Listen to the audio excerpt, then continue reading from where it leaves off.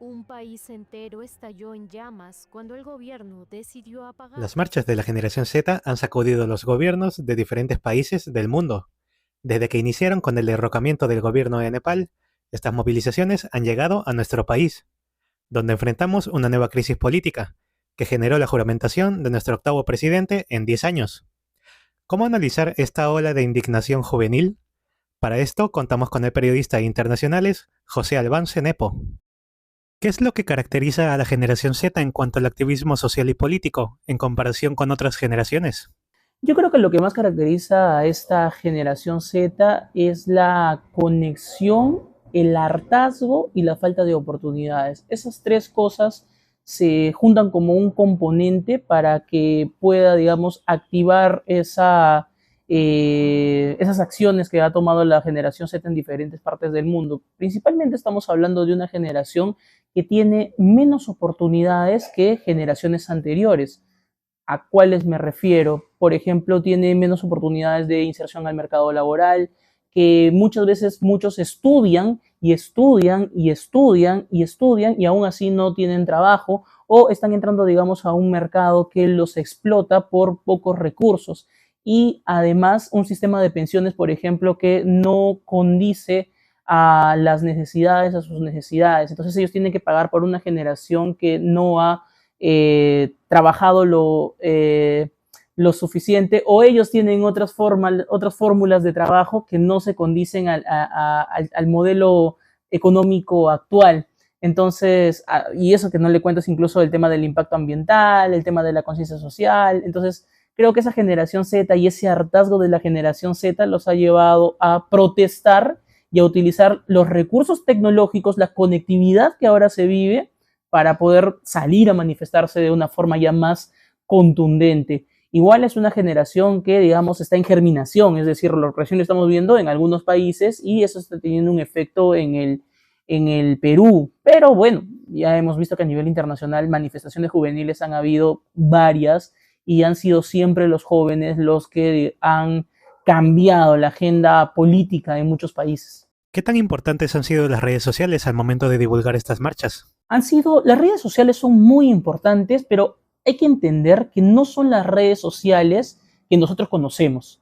O sea, no son las redes sociales, digamos, con las que estamos más familiarizados. No, el tema de Facebook, el tema de Instagram, WhatsApp, Telegram, ya a veces a estas alturas ya suena como que arcaico más o menos. Entonces acá ya estamos hablando de otro tipo de plataformas, ya como por ejemplo Roblox, como por ejemplo Discord y otras alternativas, ¿no? Que están utilizando la generación Z para poder ponerse de acuerdo. Cada generación, si bien es cierto, ha tenido una red social de hace pocos años en adelante, pero digamos que ahora tienen otro tipo de manifestaciones. ¿Qué hubieras pensado tú que generaciones anteriores hubieran estado, digamos, manifestándose en Roblox, ¿no? Pero ahora es una forma de manifestarse, es también un indicador para los medios de comunicación y demuestran también cierto hartazgo de una generación que, como te digo, necesita un cambio, pero urgente. ¿Podemos hablar de una identidad global al momento de protestar o cada país tiene su forma de lucha? Cada generación tiene su propia identidad porque cada generación y cada país tiene sus propios problemas. Por ejemplo, los problemas de Nepal, ¿no? Si es que hablamos de Nepal, ellos estaban, digamos, sosegados a un gobierno comunista que ya tenía casi cerca de 20 años en el poder. Entonces, había falta de trabajo, había falta de oportunidades y sobre todo pero hay una cosa que, digamos, nos une y es transversal en todas las generaciones Z y en todos los problemas en donde la generación Z está, digamos, actuando, que es el hartazgo político. El hartazgo de una clase política que está usufructando el poder público, está ganando dinero y está viviendo a expensas de la ciudadanía. Y, para remate, lo que hacen es todo lo que ganan, todo lo que están, digamos, robando, lo están exhibiendo en redes sociales. Entonces, eso causa un hartazgo en esa población que no tiene los recursos, que no tiene el dinero, que no tiene el presupuesto. Y eso hace que, digamos, la generación Z parezca diferente, pero finalmente tenga problemas similares. Pero cada país pone sus propios componentes. A nivel internacional, ¿cómo se percibe el Perú en cuanto a otra crisis política que hemos tenido? A nivel internacional dicen que el Perú es casi ingobernable y quienes ya profundizan un poco más dicen que nosotros vivimos con un gobierno congresal, es decir, con una dictadura congresal, que es el Congreso el que pone y saca presidentes utilizando leguleyadas jurídicas, ¿no? Y moviendo a su antojo a la Constitución. Entonces, es esa perspectiva que tenemos de que cada vez que tenemos un presidente lo terminamos votando en menos de 2 años, eso termina perjudicándonos, dándonos una mala imagen, pero también una mala imagen política, pero también hay una admiración a nivel internacional, te lo digo porque todos los días hablo con periodistas de otros países. Entonces, mientras el Perú está mal económicamente, políticamente, nuestra economía está yendo por un buen camino, la moneda se fortalece e incluso estamos bien vistos a nivel internacional. Eso es un fenómeno que muchos países admiran. ¿Y las marchas se pueden calificar como un síntoma de una democracia débil o un símbolo de renovación política? Yo creo que se está germinando un proceso más grande de la generación Z. Creo que la generación Z no ha dado todavía lo suficiente porque, como te digo, cada país le pone sus propios componentes y el componente que le pone el Perú es que nosotros estamos entrando a una nueva etapa política en donde podemos ir a las urnas a emitir nuestro voto.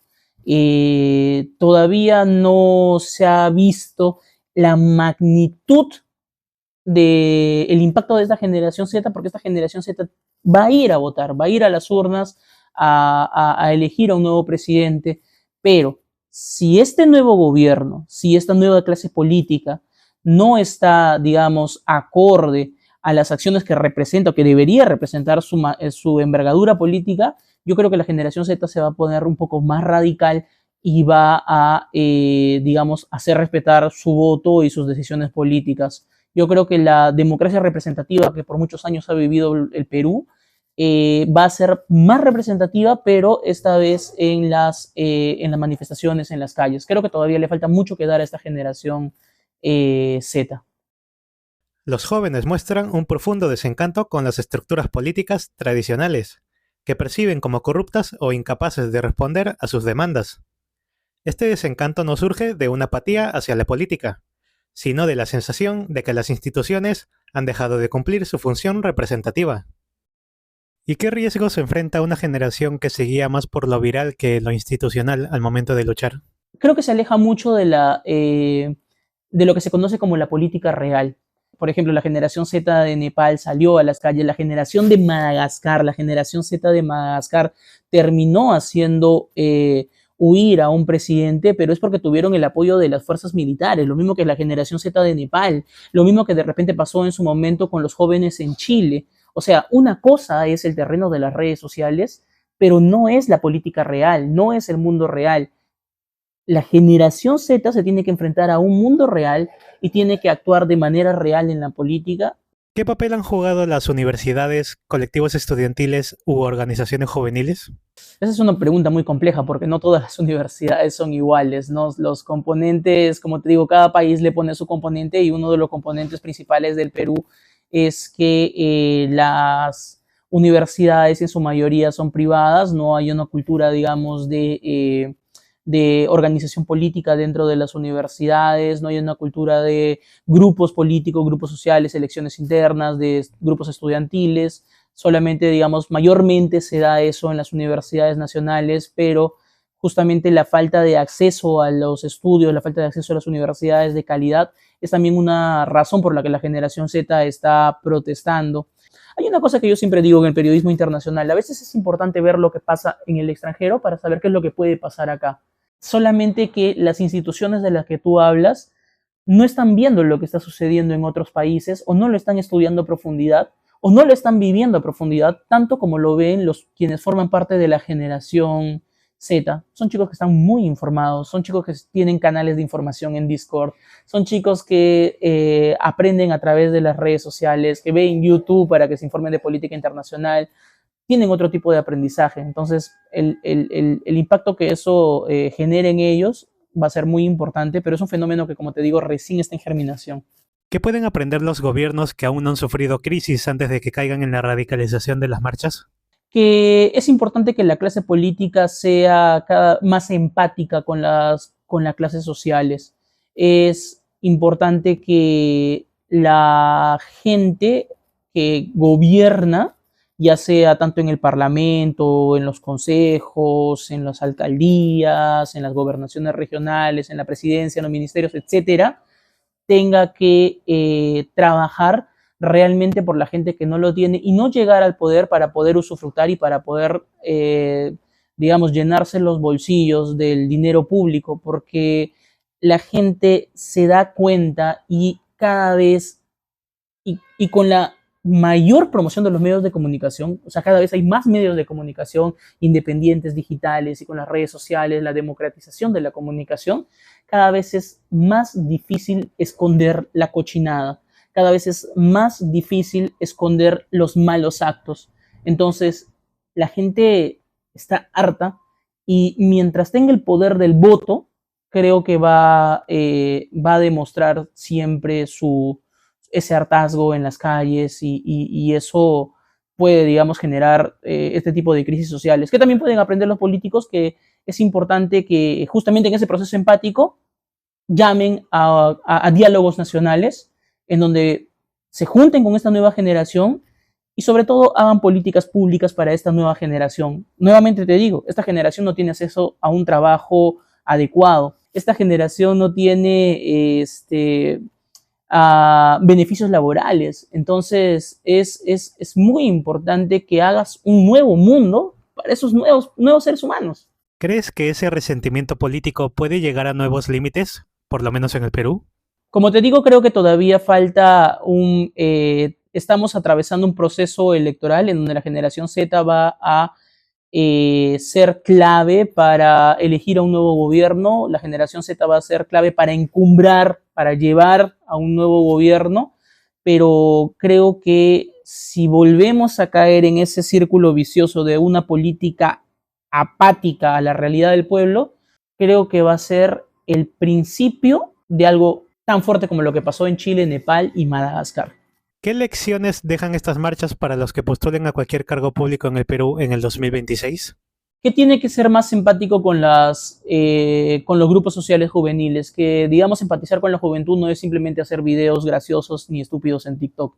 El elector joven sabe que un bailecito no te dice que, un trend no te dice que es un buen candidato. Yo creo que lo que deben aprender esta nueva clase política, si quieren realmente empatizar con los jóvenes, es darles, escucharlos y darles lo que realmente necesitan. Yo creo que los jóvenes necesitan una nueva forma de gobernar, pero tienen que entender también que somos parte de un todo y que también hay una clase, hay otras generaciones, ¿no?, con la que tienen que entablar una conversación. El resentimiento político juvenil no nace del desinterés, sino del sentimiento de haber sido traicionados por un sistema que prometió representación, pero devolvió desencanto.